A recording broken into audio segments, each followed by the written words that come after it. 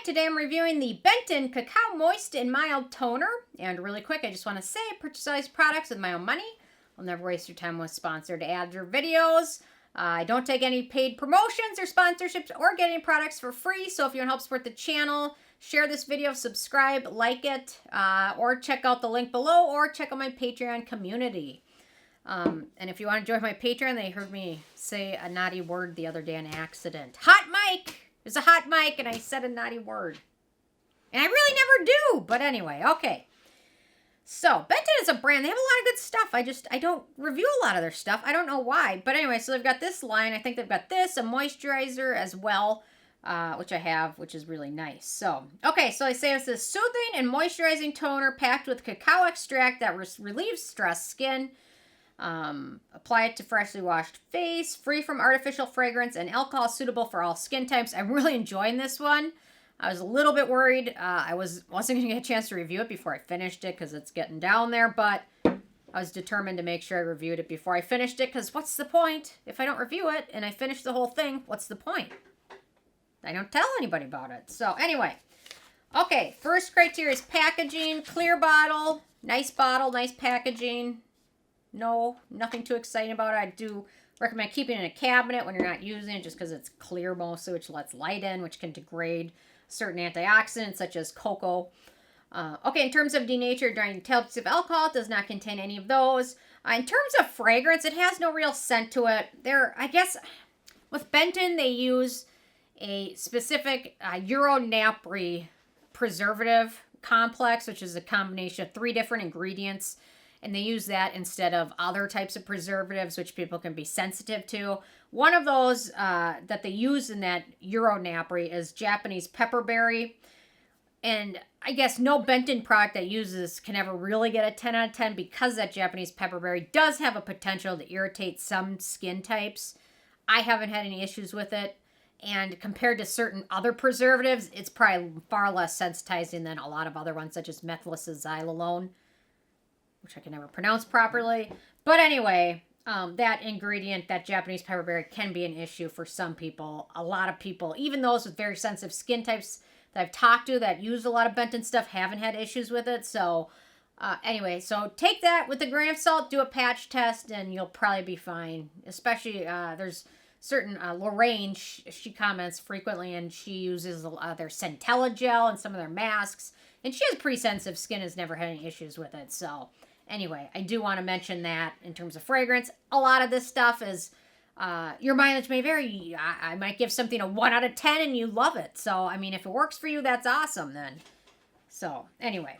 Okay, in terms of the manufacturing location, this is made in Korea, so no issues with that. Let me do a quick pH test. We couldn't find my good pH test strip, so I had to use these ones that I don't like, but anyway. Let me... Okay, so I just don't like these because you can't really tell the difference very well compared to the other ones. So to me, the pH looks like it's right about 6. So I'd say maybe just a touch under 6, so no issues with that. Most skin pH is around 5.5, but that's not the case for everybody.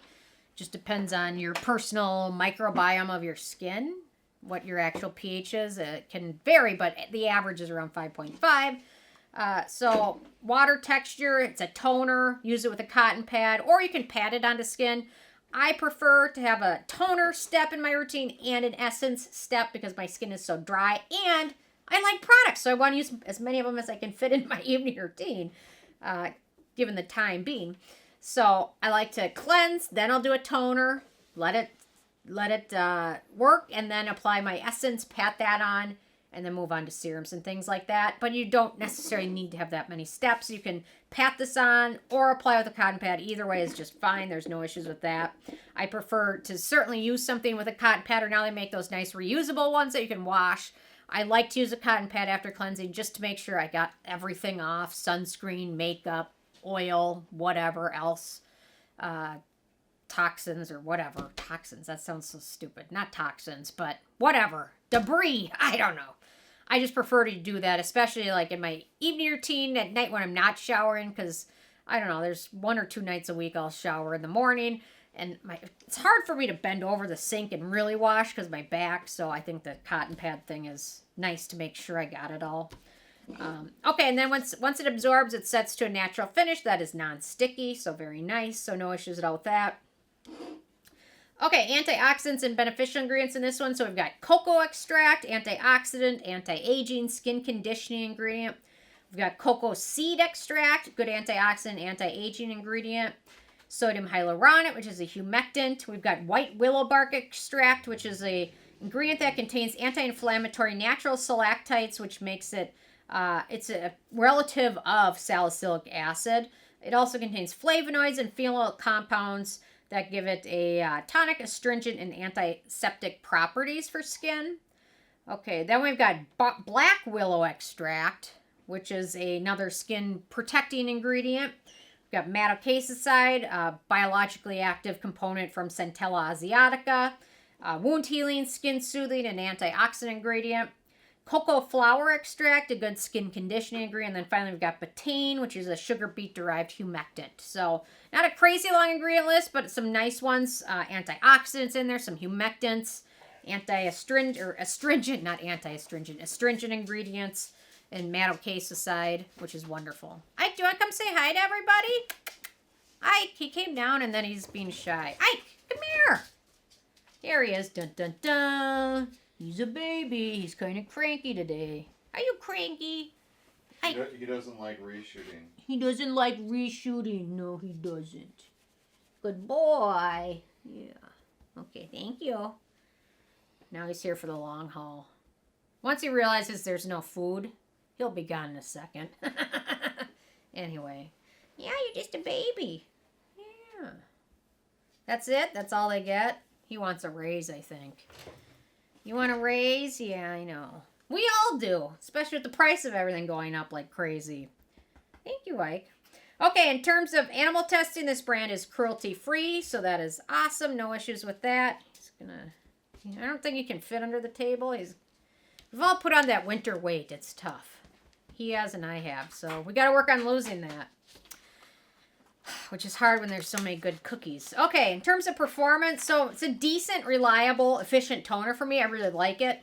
I'm almost finished with it, which says a lot because I have a lot of other toners to go through and test and use.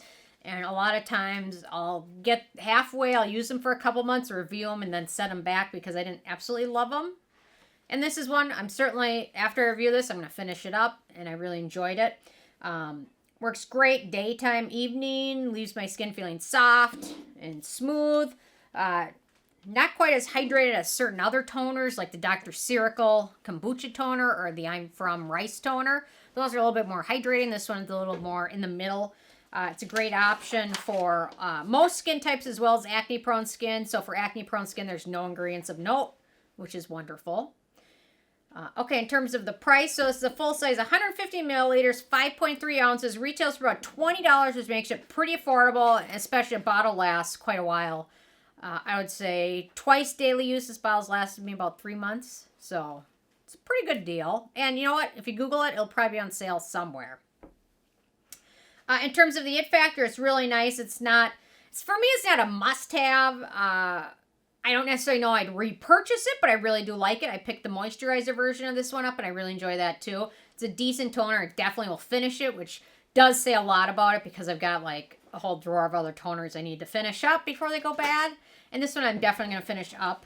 There's some alternatives worth checking out. The Hero Wonder Rice Toner, of course, get the fragrance-free version.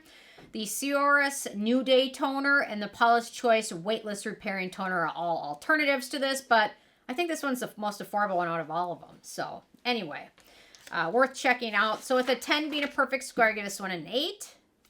Really enjoy it. So, anyway, interested hearing from you guys if you had a chance to check this one out yet or not. And if you have what your thoughts are, so leave a comment. Love hearing from you guys. And stay tuned for more tomorrow. Thank you so much. Bye, guys.